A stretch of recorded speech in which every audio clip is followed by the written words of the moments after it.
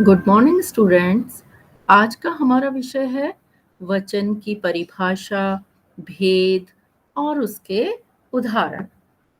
अब हम सबसे पहले वचन की परिभाषा को लेंगे। वचन की परिभाषा से तात्पर्य है कि वचन का शाब्दिक अर्थ संख्या वचन होता है। संख्या वचन को ही वचन कहते हैं। वचन का एक अर्थ कहना भी होता है। संज्ञा के जिस रूप से किसी व्यक्ति, वस्तु के एक से अधिक होने का या एक होने का पता चले, उसे वचन कहते हैं। अर्थात संज्ञा के जिस रूप से संख्या का बोध हो, उसे वचन कहते हैं। अर्थात संज्ञा, सर्वनाम, विशेषण और क्रिया के जिस रूप से हमें संख्या का पता चले, उसे वचन कहते हैं। तो यहाँ हम एक सरल भाषा में यह देखेंगे कि वचन कहते किसे हैं। वचन हम एक संख्या के तौर पर है, 1 है, 2 है, 3 है, 4 है, इस तरीके से संख्या के उससे हमें पता चल जाता है कि कितने वचन हैं।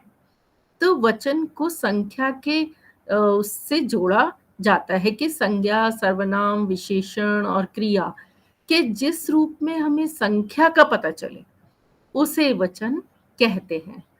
अब यहाँ हम अगर एक वाक्य का उदाहरण देखें कि लड़की खेलती है, तो यहाँ हमें पता चल रहा है इसको पढ़ने से ही कि लड़की खेल रही है, इसका मतलब एक ही लड़की है और वो खेल रही है। परंतु अगर वाक्य इस तरीके से हो कि लड़कियां खेलती हैं, अगर लड़कियां खेल रही हैं, तो इसका मतलब बहुत सारी लड़कियां खेल रही हैं। तो हमें एक वाक्य को देखकर ही पता चल जाता है कि कहाँ एक संख्या है, कहाँ ज्यादा संख्या है। तो इस तरीके से हमें संज्ञा, सर्वनाम और विशेषण, क्रिया, इन सब के रूपों में संख्या का पता चलता है। अब यहाँ हम वचन की जब बात कर रहे हैं, तो वचन के दो भेद हैं, एक वचन और बहुवचन। अब हम एक एक करके दोनों वचनों के बारे में जानकारी प्राप्त करेंगे। सबसे पहले हम एक वचन को लेते हैं। एक वचन क्या होता है? जिस शब्द के कारण हमें किसी व्यक्ति, वस्तु, प्राणी, पदार्थ आदि के एक होने का पता चलता है, उसे एक वचन कहते हैं।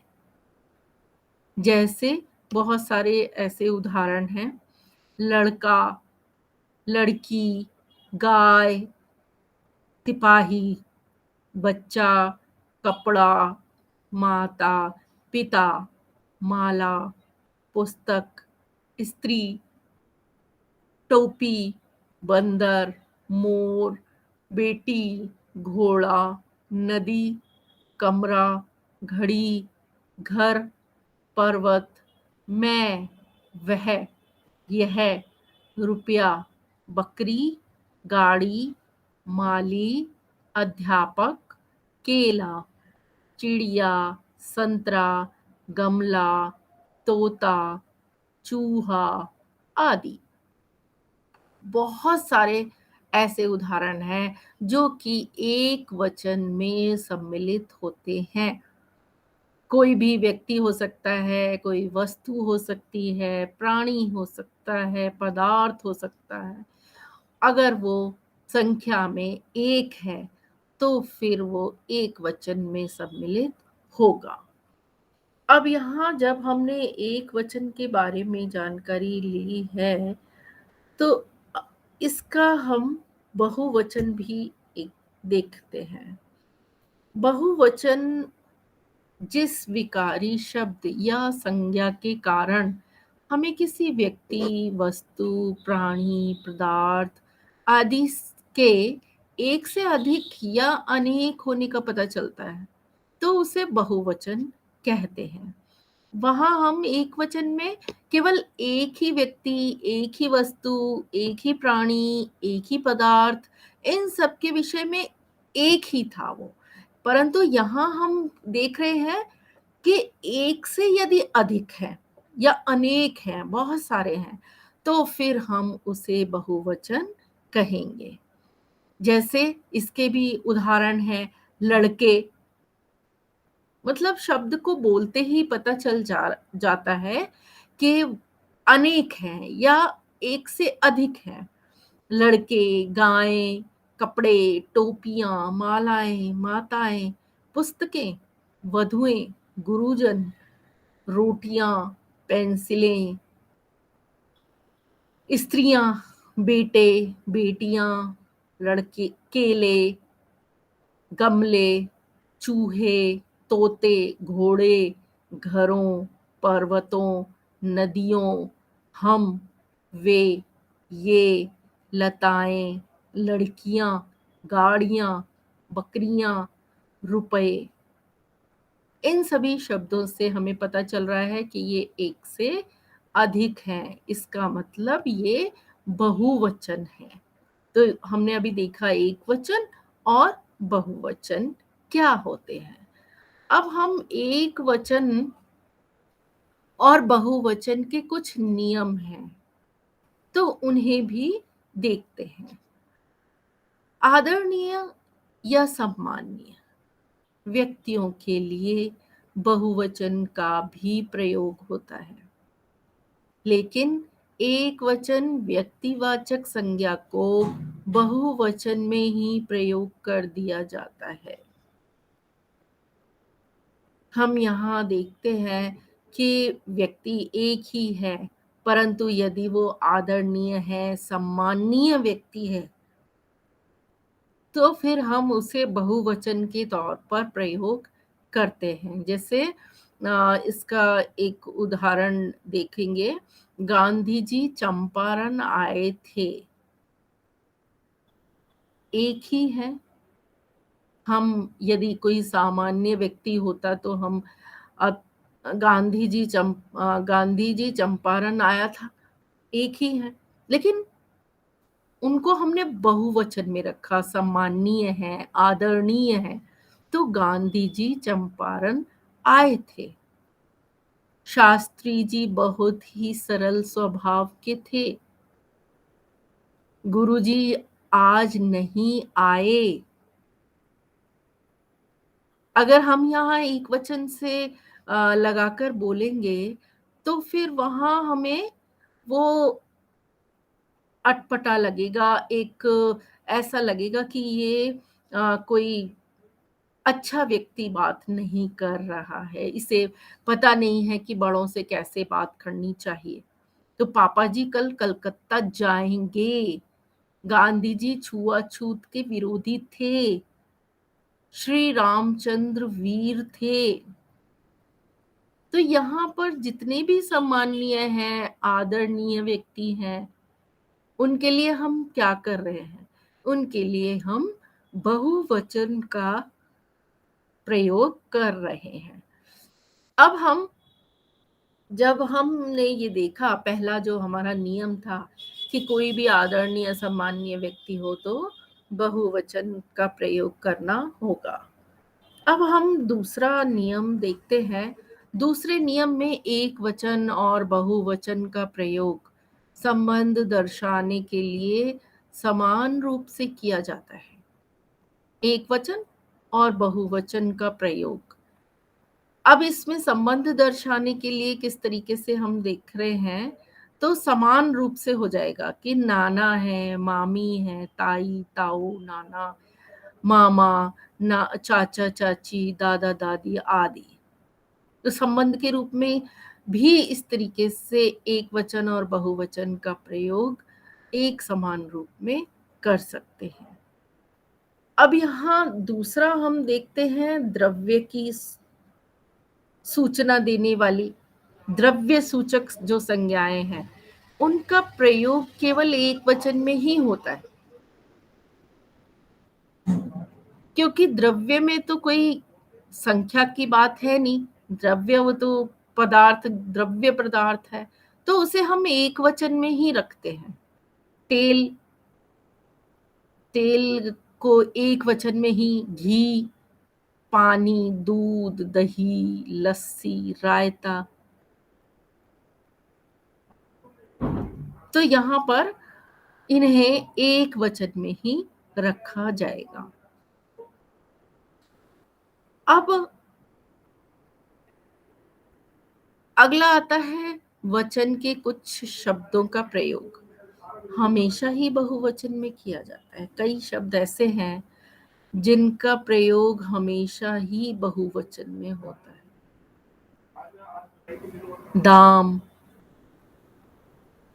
दर्शन, प्राण, आंसू, लोग, अक्षत, पोष, समाचार, हस्ताक्षर, दर्शक, भाग्यकेश, रोम, अश्रु, आशीर्वाद आदि।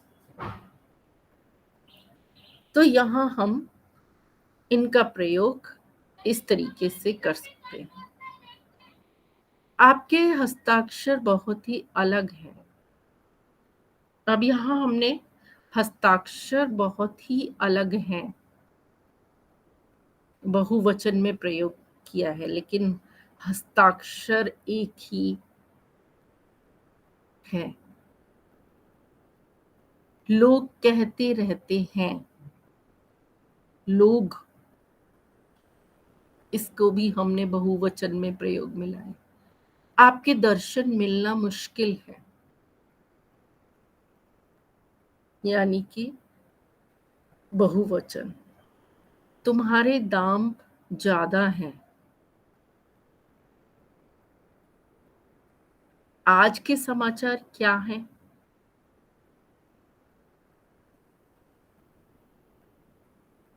एक ही शब्द है समाचार, लेकिन इसको हमने बहुवचन में प्रयोग किया है।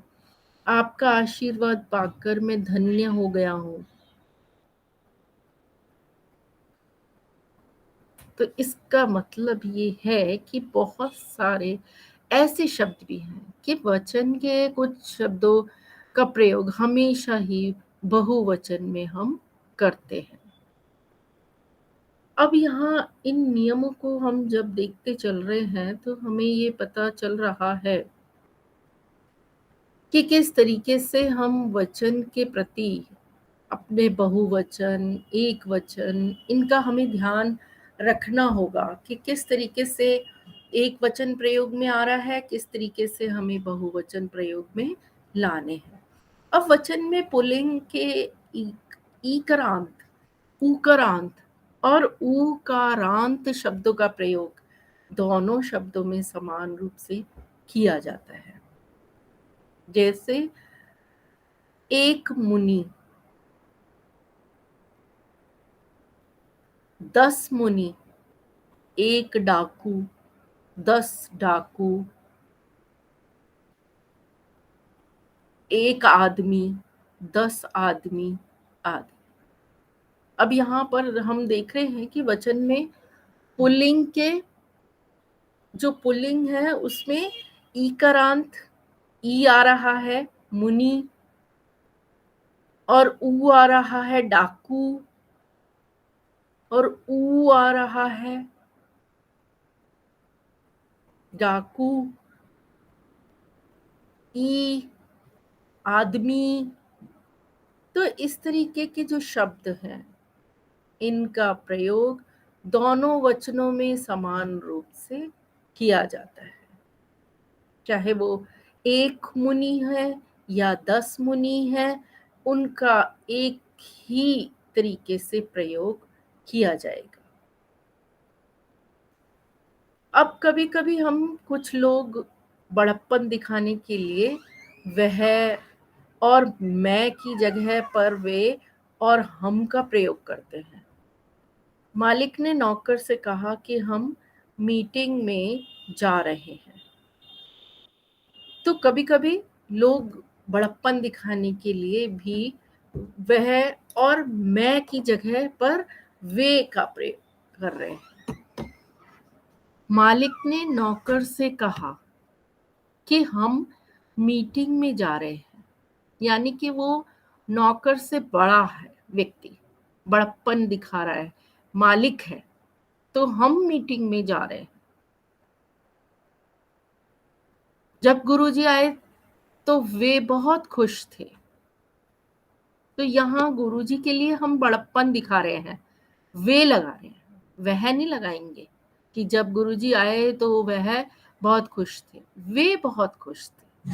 यानी कि यहाँ बड़प्पन दिखाने के लिए भी हम इस तरीके के शब्दों का प्रयोग करते हैं। हमें याद नहीं हमने ऐसा कहा था। हमें यानी हम अपने आप को एक बड़प्पन दिखा रहे हैं, हम बड़े हैं तो हम ये कह सकते हैं कि हमें याद नहीं हमने ऐसा कहा था। तो इन शब्दों का प्रयोग भी हम इस तरीके से कर सकते हैं कि यदि कोई अपने आप को बड़ा समझ रहा है या बड़ा है तो वो इन शब्दों का प्रयोग भी करता है जो कि बहुवचन में प्रयोग में आते हैं। तो इस तरीके से इन शब्दों का प्रयोग से हमें ये पता चल जाता है कि कौन सा शब्द इसमें बहुवचन का लगेगा या फिर एक वचन का लगेगा। तो इसमें हमें यदि कोई भी हमारे सामने ऐसा वाक्य आ जाता है कि वहाँ कोई सम्माननीय व्यक्ति है या बड़प्पन दिखाने के लिए कुछ कार्य किया जा रहा है तो हम अपने आप ही वहाँ बहुवचन का प्रयोग कर देते हैं। तो इन्हें हम इस तरीके से भी प्रयोग करते हैं। अब हम कभी-कभी अच्छा व्यवहार करने के लिए तुम की जगह आपका प्रयोग किया जाता है। आजकल तो हम छोटे-छोटे बच्चों को ही आप कहकर बुलाते हैं। तो फिर वहाँ हम अच्छा व्यवहार अगर हम ये कह रहे हैं कि हमें छोटों से भी आप कह के बात करनी चाहिए, इसका मतलब ये है कि हम अच्छे व्यवहार की बात कर रहे हैं। वहाँ हम अच्छा व्यवहार दिखा रहे हैं। आप कहाँ पर गए थे? बच्चों से भी हम ऐसे ही बात करते हैं। आप कहाँ पर गए थे? दोनों वचनों में जातिवाचक संज्ञा का प्रयोग किया जाता है। दोनों वचन, एक वचन और बहुवचन, दोनों वचनों में जातिवाचक संज्ञा का प्रयोग किया जाता है। हम जैसे उदाहरण देखते हैं, कुत्ता भौंक रहा है। तो यहाँ कुत्ते भौंक रहे हैं। तो उसके हिसाब से हम दोनों वचनों में जातिवाचक संज्ञा का प्रयोग कर रहे हैं। शेर जंगल का राजा है। बैल के 4 पाँव होते हैं। तो यहाँ हम जातिवाचक संज्ञा का प्रयोग दोनों वचनों में उसी तरीके से कर रहे हैं। फिर हमारे इनके आधार पर हम ये देखते हैं कि धातुओं की जाति बताने वाली संज्ञाओं का प्रयोग एक वचन में ही होता है। जैसे सोना, चांदी, धन आदि। ये जो जितनी भी धातुएं हैं उनकी जो संज्ञाओं का प्रयोग करते हैं वो एक वचन में ही होता है। सोना बहुत महंगा है। जब हम ये उदाहरण लेते हैं तो हम ये नहीं कहते कि सोने बहुत महंगे हैं। सोना बहुत महंगा है, इसको केवल एक वचन में ही बोला और हमें लग गया कि हम पूरे सोने की बात कर रहे हैं। चांदी सस्ती है तो एक चांदी नहीं, यहाँ पूरी चांदी की बात हो रही है, लेकिन हमने इसे एक वचन में ही रखा है। उसके पास बहुत धन है तो हम यहाँ एक वचन में ही काम करेंगे। तो अब हम इन उदाहरणों के माध्यम से ये समझ लेते हैं कि जितनी भी धातुएं हैं उनकी धातुओं की जाति जो बताने वाली संज्ञाओं का प्रयोग हम एक वचन में ही करेंगे। अब यहाँ पर गुणवाचक और भाववाचक, गुण बता रहा है या कोई भाव आ रहा है, दोनों संज्ञाओं का प्रयोग, इस तरीके की जो संज्ञाएं हैं उनका प्रयोग एक वचन और बहुवचन दोनों में ही किया जाता है। हम यदि देखें तो इनका दोनों में ही प्रयोग किया जाता है। जैसे मैं उनके धोखे से ग्रस्त हूं। धोखा यानी कि उसने इस तरीके का धोखा दिया है, तो उससे ग्रस्त हूं। यहाँ पर एक वचन और बहुवचन में ही किया जाता है इसका प्रयोग। इन दवाइयों की अनेक खूबियां हैं।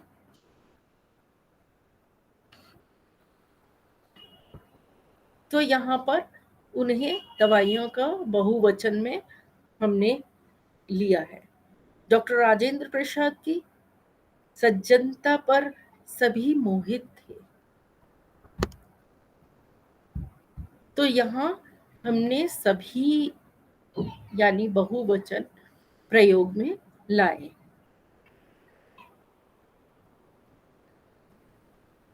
मैं आप आपकी विवशता को जानता हूं। यहाँ पर विवशता यानी कि एक भाव है, विवश हो रहा है व्यक्ति, तो मैं आपकी विवशता को जानता हूं।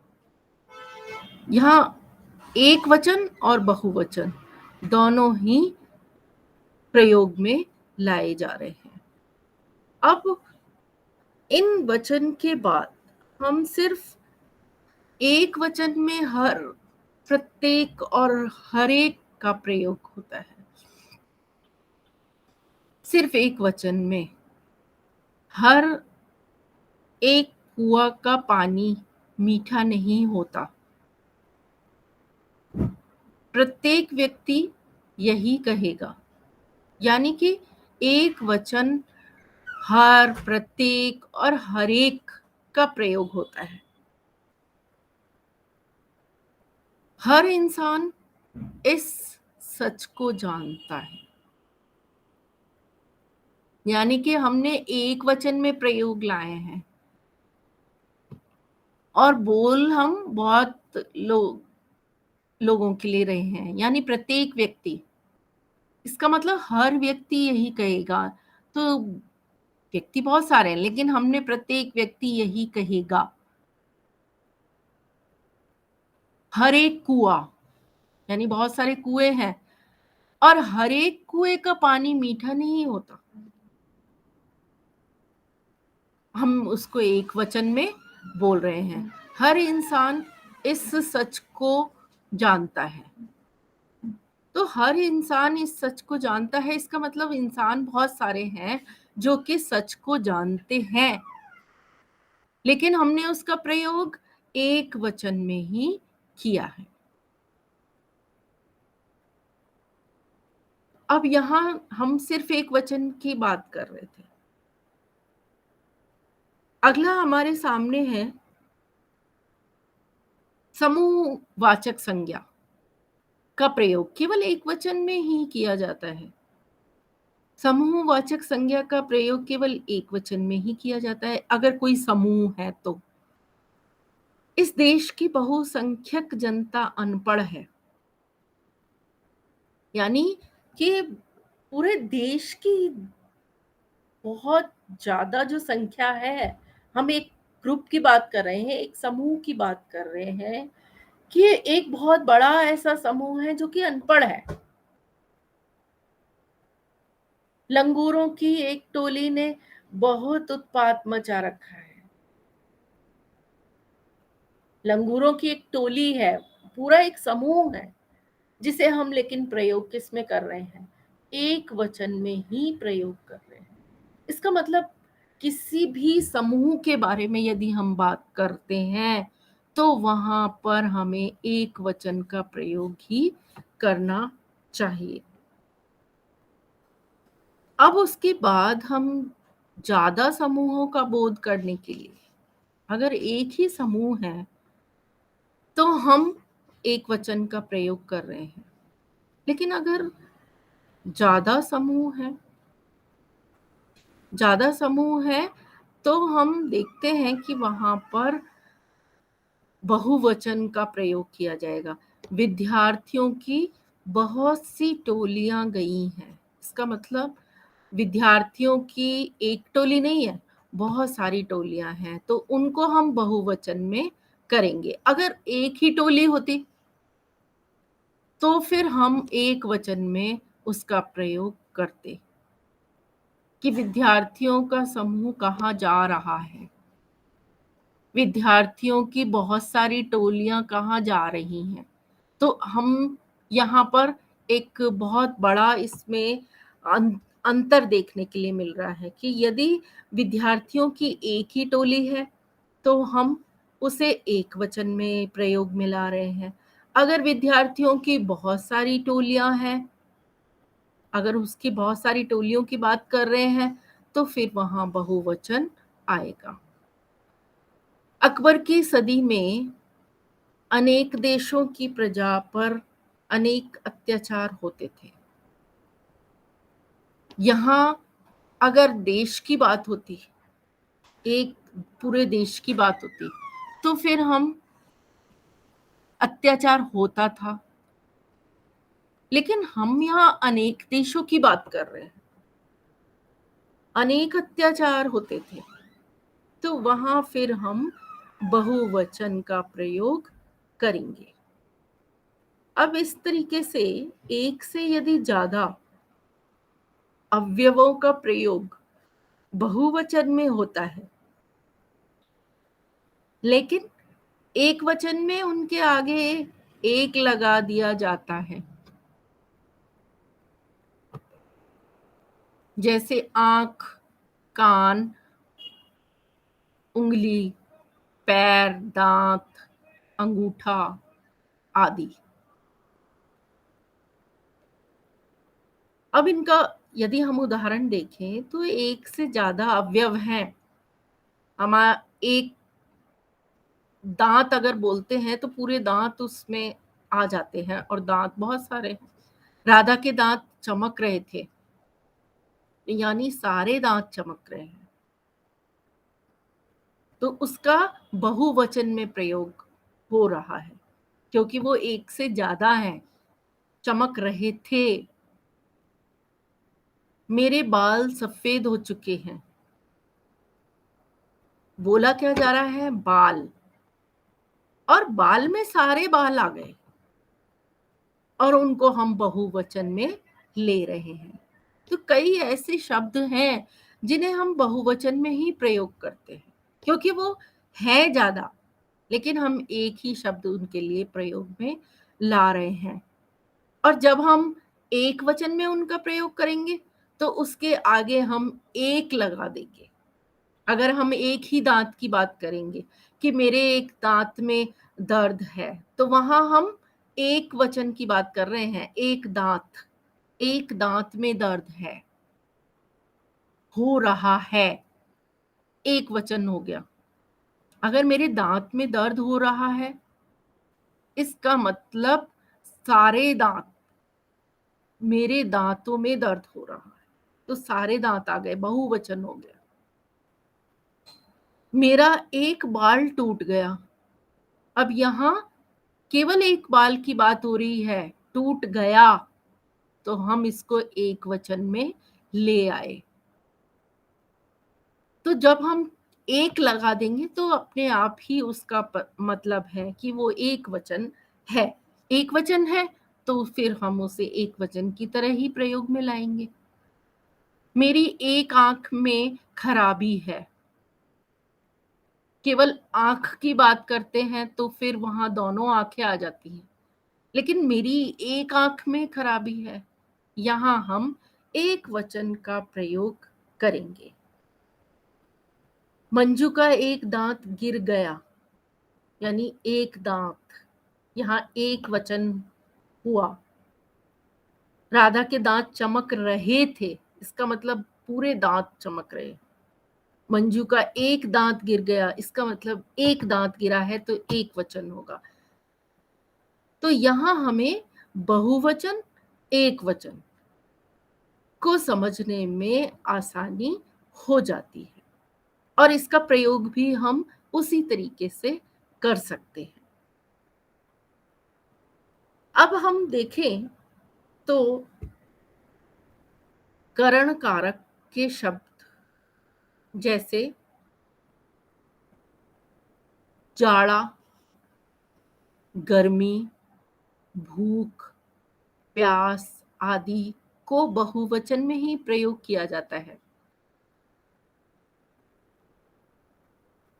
बेचारा बंदर जाड़े से ठिठुर रहा है,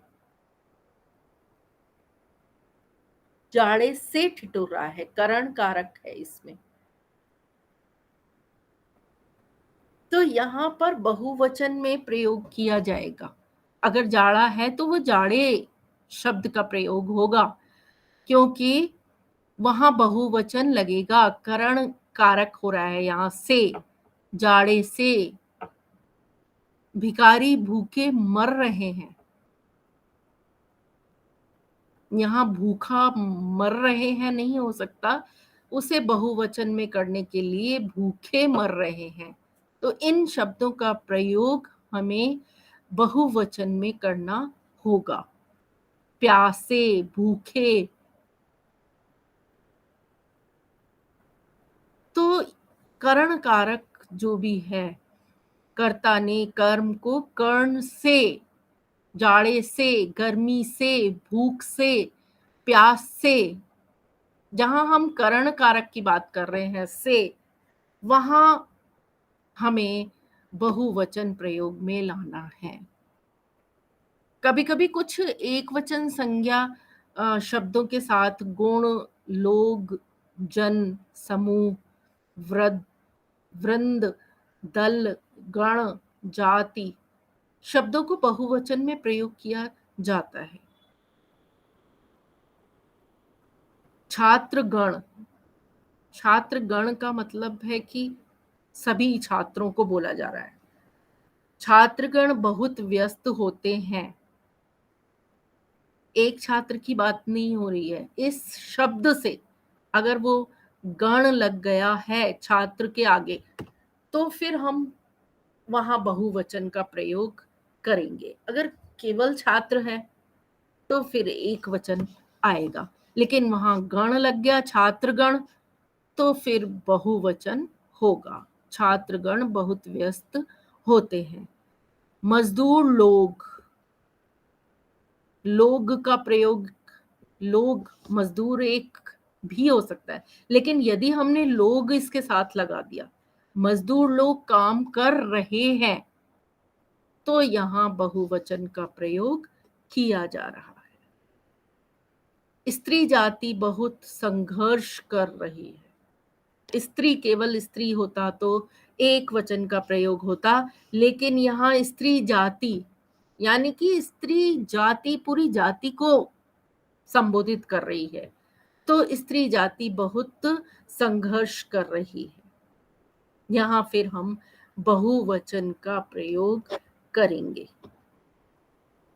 इस तरीके से हमें यह देखने के लिए मिल रहा है कि जितने भी ये शब्द हैं वो एक वचन में यदि लग जाते हैं तो वहां पर हम बहुवचन में प्रयोग कर सकते हैं।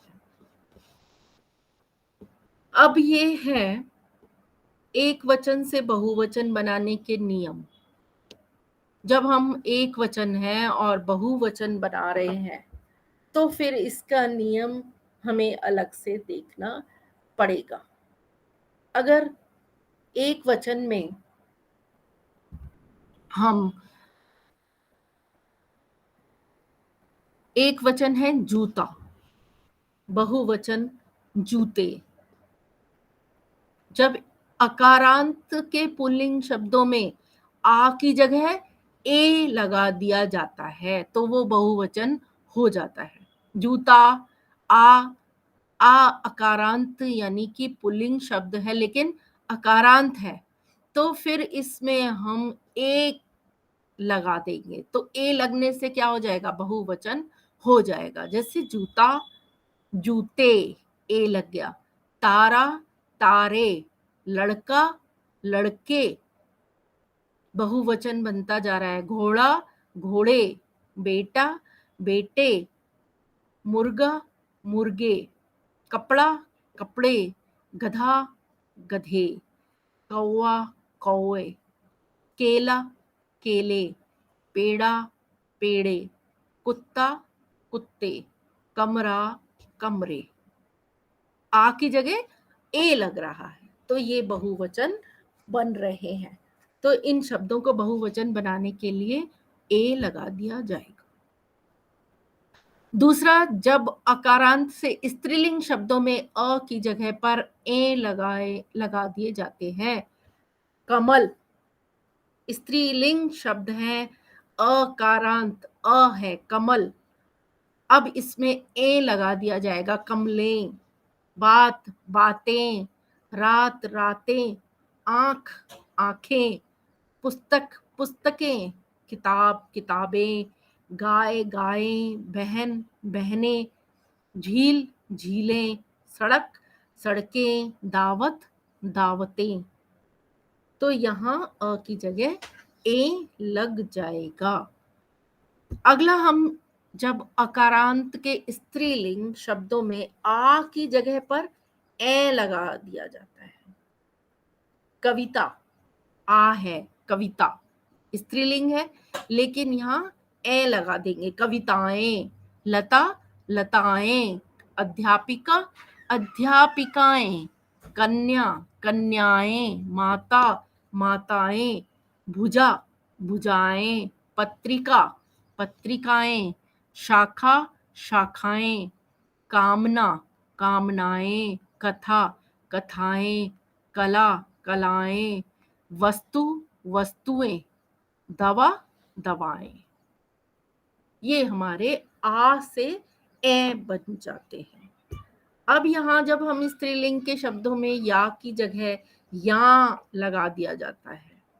बिंदिया, बिंदिया, चिड़िया, चिड़िया, डिबिया, डिबिया, गुड़िया, गुड़िया, चूहिया, चूहिया, बुढ़िया, बुढ़िया, लुटिया, लुटिया, गया, गैया, कुतिया, कुतियां, शक्ति, शक्तियां, राशि, राशियां, रीति, रीतियां, तिथि, तिथियां। तो या की जगह या लग जाता है।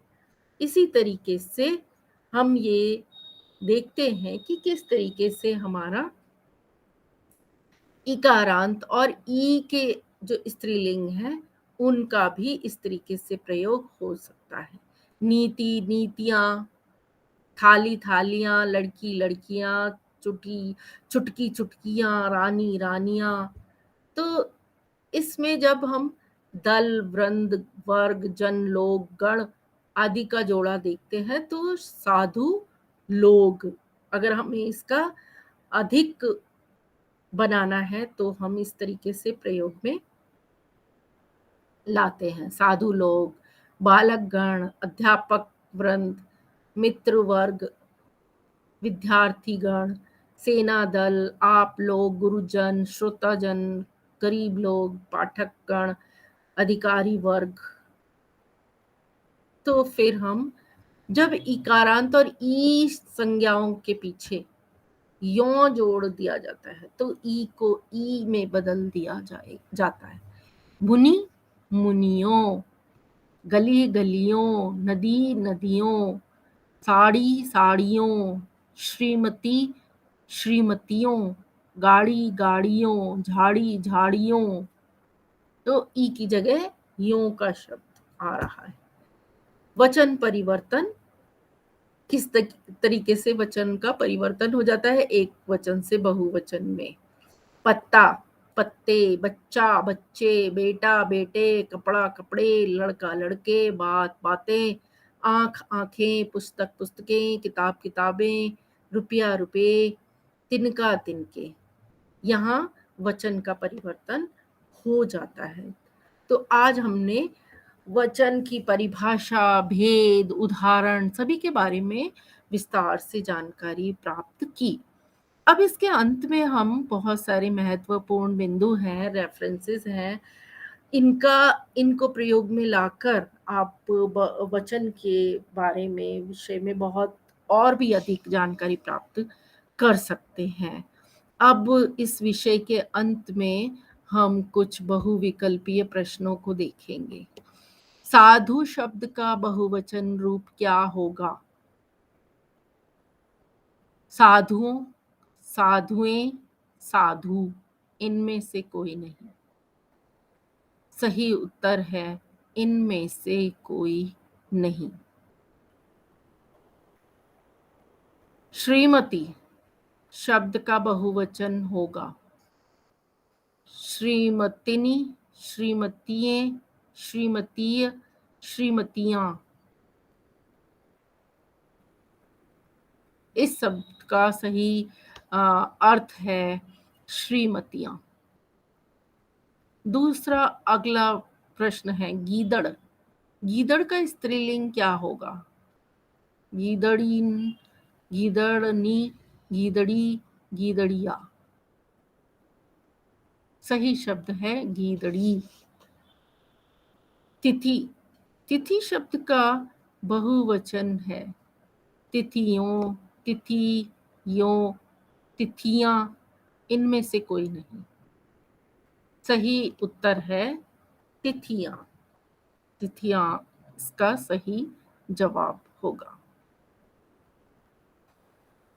अगला प्रश्न, व्याकरण में वचन का सही अर्थ क्या है?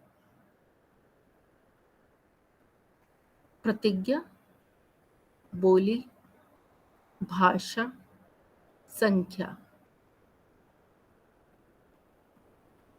अगर हम व्याकरण में वचन का सही अर्थ देखें तो इसका सही उत्तर है संख्या,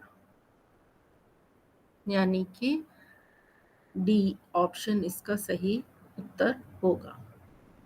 अगला प्रश्न है कागज। कागज का बहुवचन होता है कागजी, कागजात, कागजें, इनमें से कोई नहीं। कागज का बहुवचन इनमें से कोई नहीं है। इसका मतलब इसका सही उत्तर है इनमें से कोई नहीं।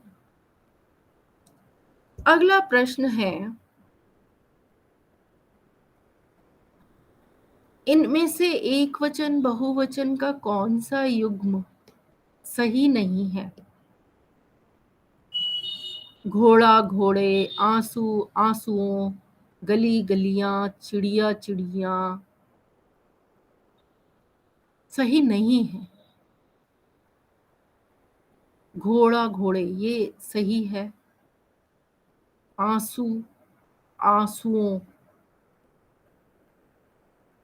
गली, गलियां, चिड़िया, चिड़िया। सही उत्तर है आंसू, आंसुओं।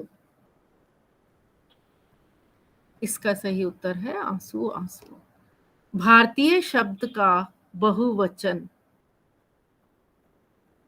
भारतीयों, भारतीयों, भारतीयों, भारतीयों। इसका सही उत्तर है भारतीयों।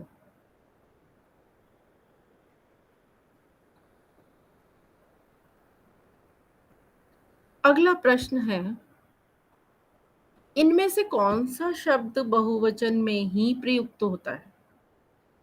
ओठ, अक्षत, प्राण, ये सभी बहुवचन में। ये सभी, इसका उत्तर होगा ये सभी। गुड़िया, अगला प्रश्न, अंतिम प्रश्न है, गुड़िया का बहुवचन होगा गुड़िया, गुड़ियों, गुड़ियों, गुड़ियाएं। इसका सही उत्तर है गुड़िया। आज इस विषय से संबंधित हमारे सभी बहुविकल्पीय प्रश्न समाप्त होते हैं। आज हमने वचन की परिभाषा, भेद और उदाहरण, इस विषय की जानकारी प्राप्त की। अगला विषय अगली कक्षा में पढ़ेंगे। तब तक के लिए धन्यवाद।